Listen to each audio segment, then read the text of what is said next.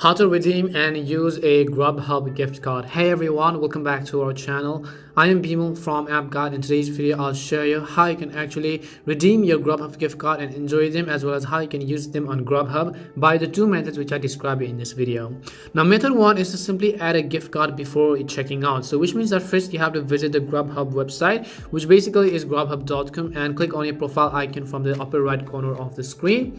Once you click on your profile icon, you will see this kind of interface. Here you have to select the option that says account. So in the pop-up menu, just select accounts.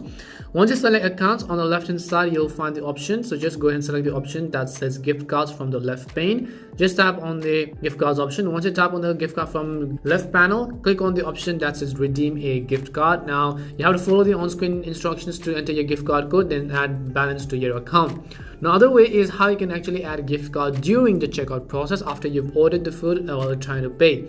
Now again, you have to go to the Grubhub website and then click on your profile icon. Then again you have to select the option called account, and again you have to select the option called gift card. Once you do so, you have to select the option called redeem a gift card.